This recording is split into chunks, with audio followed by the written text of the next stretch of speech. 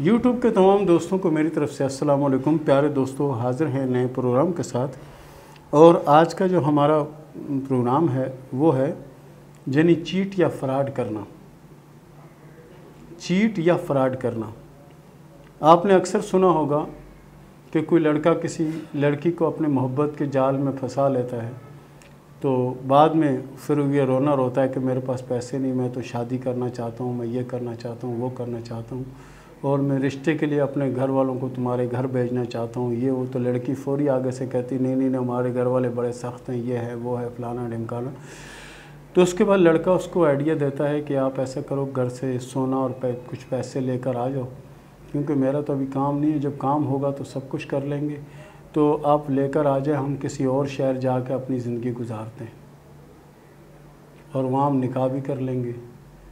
तो लड़कियाँ बेचारी उनके झांसे में आ जाती हैं, क्योंकि मैंने कई वीडियो में आपको बताया कि किसी लड़की की आपने बालों की तारीफ़ कर दी, जिसकी किसी ने तारीफ़ ना की हो, उसकी तारीफ़ कर दो तो लड़की बेचारी वहीं से सैर में गिरफ़्तार हो जाती है।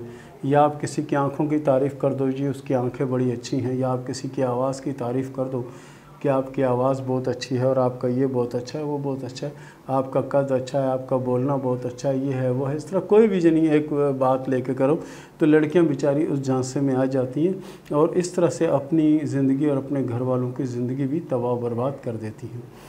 तो इसका हल क्या है, उसका वजीफ़ा भी मैं वीडियो के एंड में आपको बताऊँगा कि अल्लाह ना करे कभी कुछ ऐसा हो तो उसके लिए आप ये वजीफ़ा पाबंदी से पढ़ें, ताकि अल्लाह ताला आपको इस शैतान के शर से जो है ना वो महफूज रखे। तो आज का जो हमारा टॉपिक है वो ये है कि तासुराती लकीर किस्मत की लकीर को काट दे। तासुराती लकीर जो कि यहाँ से शुरू होती है, यहाँ से शुरू होती, सीधी दुश्मनी की लकीर भी होती है, लेकिन ये तासुराती लकीरें इनको हम कहते हैं। यहाँ से एक लकीर शुरू होती है और ये किस्मत की लकीर को काट देती है। ये लक लाइन है, लक लाइन को काट दी नहीं, लाइफ लाइन के अंदर से वो निकली लकीर तासुराती लकीर, और इसने ये जो ना किस्मत की लकीर है इसको काट दिया। अगर किसी मर्द के हाथ में इस तरह की अलामत है, अगर किसी औरत के हाथ में इस तरह की अलामत है, तो ये ख़तरनाक अलामत है। ख़तरनाक से मुराद ये है कि ये जो मैंने आपको छोटा सा वाक़या सुनाया कि आप अपने घर से सोना ले आओ या पैसे ले आओ, ये ले आओ वो ले आओ, दोनों भाग चलते हैं, शादी कर लेते हैं, ये इसी तरह का होता है।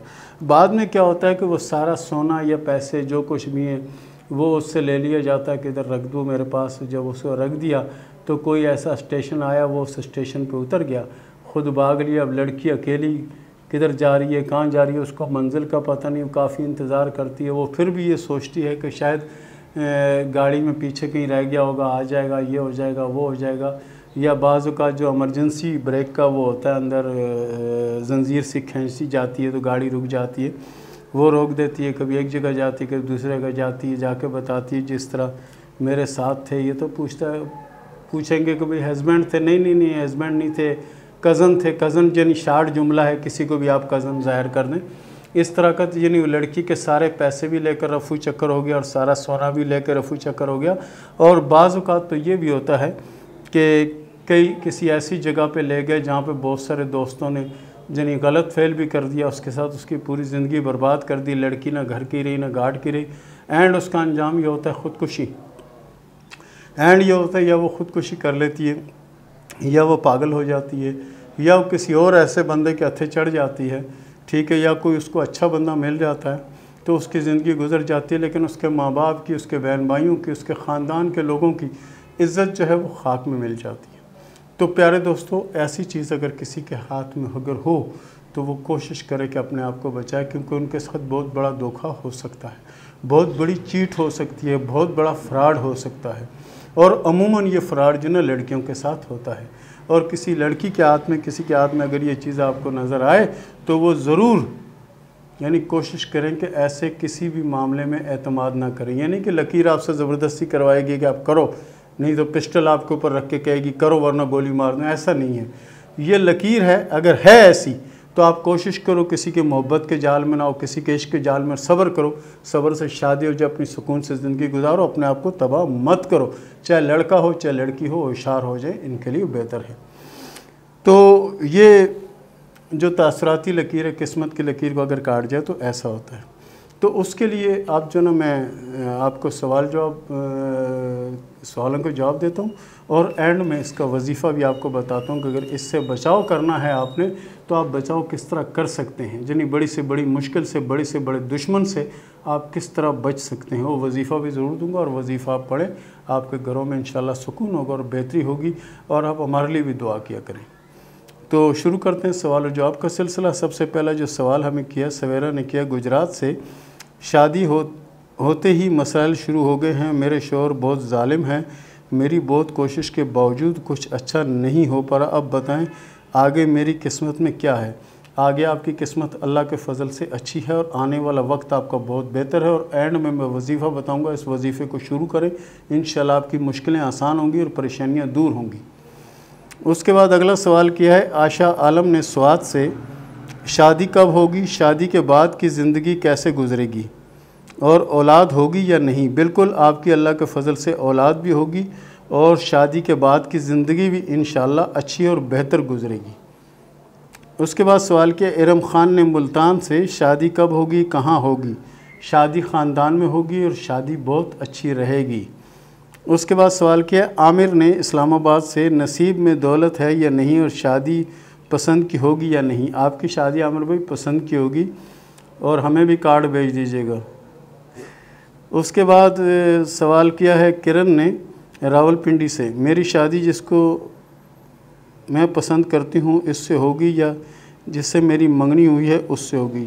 यहाँ पर तो ये लगता है कि जहाँ आपकी मंगनी हुई, जहाँ घर वालों ने तय किया शादी वहाँ ही होगी, पसंद की होने का चांस या इम्कान नहीं है।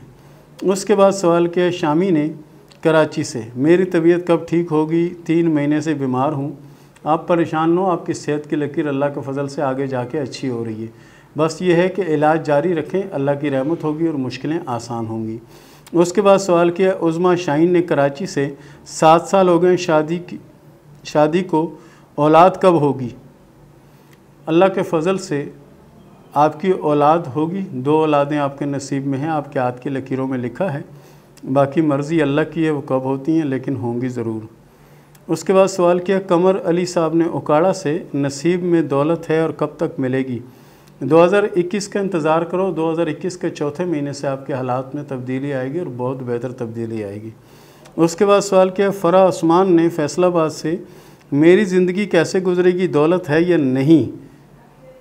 दौलत तो आपके नसीब में बहुत ज़्यादा है, लेकिन 2 से 2.5 साल बाद आपके हालात बदलते हुए नज़र आ रहे हैं। उसके बाद सवाल किया वारिस अली ने सरगोदा से, शादी पसंद की होगी या नहीं। आपकी शादी वारिस भाई पसंद की होगी और बहुत ही अच्छी जगह होगी।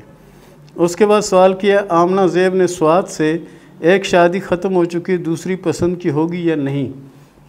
दूसरी शादी पसंद के होने के चांस नहीं है, शादी ज़रूर होगी दूसरी, आपके हाथ में लकीर मौजूद है। और जो लोग परेशान हैं या जिन लोगों को किसी दुश्मन या किसी का कोई ख़तरा है या कोई परेशानी है या कुछ जेलस या कुछ मुखालिफ लोग पीछे लगे हुए हैं जो आपको पे दर पे नुकसान पहुंचाने की कोशिश करते हैं, तो उन तमाम बहनों भाइयों के लिए ये वजीफ़ा है, या जिनके घरों में लड़ाई झगड़े या दंगे फसाद होते हैं उनके लिए वजीफ़ा मैं दे रहा हूँ। इस वजीफ़े को पाबंदी से 313 मरतबा आप पढ़ें। अल्लाह के फ़ज़ल से घरेलू लड़ाई झगड़े भी ख़त्म होंगे। मियाँ शौहर अगर मोहब्बत नहीं करता, बीवी मोहब्बत नहीं करती, तो इंशाल्लाह मोहब्बत भी करेगी। और छुपे हुए दुश्मन आपको नुकसान पहुंचाने की कोशिश करते हैं और आपको नुकसान पहुंचाते भी हैं, या कुछ जेलस मुखालिफ लोग आपके लिए मुश्किलें खड़ी कर देते हैं, या कुछ अजीज़ों में या कोई गैरों में आपके अगर दुश्मन हैं, तो उससे निजात के लिए आप कोशिश करें सूरह कौसर पाबंदी से पढ़ा करें। इंशाअल्लाह अल अज़ीज़ आप दुश्मनों के शर से, हासदों की हसद से, मुनाफ़िकों की मुनाफ़कत से, बदगों की बदगोई से और शैतान के शर से आप अल्लाह के फ़ज़ल से महफूज रहेंगे। इसके साथ ही मुझे इजाज़त दें, मिलते हैं अगले प्रोग्राम में। अल्लाह हाफ़िज़।